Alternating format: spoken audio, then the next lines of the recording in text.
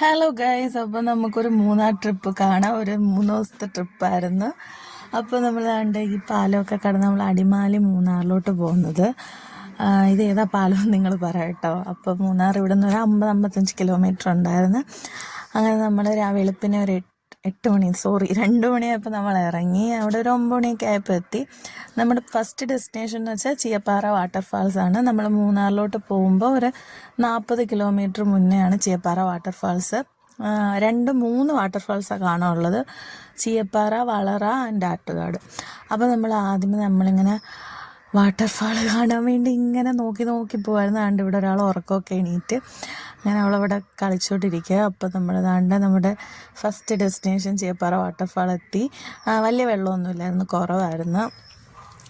സീസണാണ്, ഞങ്ങൾ മെനങ്ങാന്നാണ് പോയത്. സീസണാണെന്ന് വെച്ചാൽ ആയിരിക്കും, ഡിസംബറൊക്കെ സീസണാണ്. നമ്മളൊരു ജനുവരി 5-നാണ് പോയത്.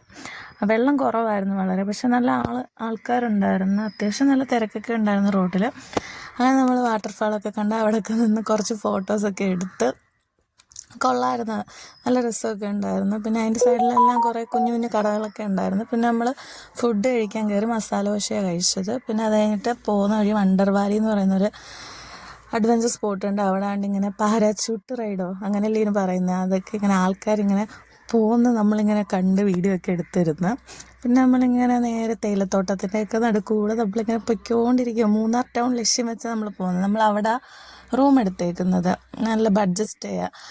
അവിടെ ആയിരുന്നു നമ്മൾ റൂം എടുത്തത്. അങ്ങനെ നമ്മൾ രാവിലെ ഫ്രഷൊക്കെ ആവണ്ടേ, അങ്ങനെ നമ്മൾ പൊയ്ക്കൊണ്ടിരിക്കുക.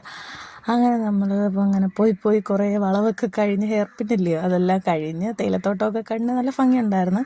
കഴിഞ്ഞിട്ട് നമ്മൾ നമ്മുടെ ഡെസ്റ്റിനേഷനിലെത്തിയിരിക്കുകയാണ്, മൂന്നാർ ടൗൺ.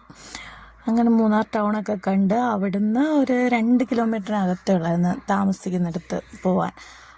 ബഡ്ജറ്റ് ഫ്രണ്ട്ലി ആയിട്ടുള്ള സ്റ്റേ ആയിരുന്നു, കുഴപ്പമില്ലായിരുന്നു. ഞങ്ങൾ 2 ദിവസത്തേക്കാണ് റൂം എടുത്തത്. ഒരു ദിവസത്തേക്ക് 2500 രൂപ, ടാക്സ് എല്ലാം ഉൾപ്പെടെ. ആൻഡ് ഇതാണ് സ്ഥലം, ഐ വി കോട്ടേജ്. അവിടെ ഞങ്ങൾ റൂം എടുത്തത്. നല്ലതായിരുന്നു, കുഴപ്പമൊന്നുമില്ലായിരുന്നു, നല്ല റൂമൊക്കെ ആയിരുന്നു.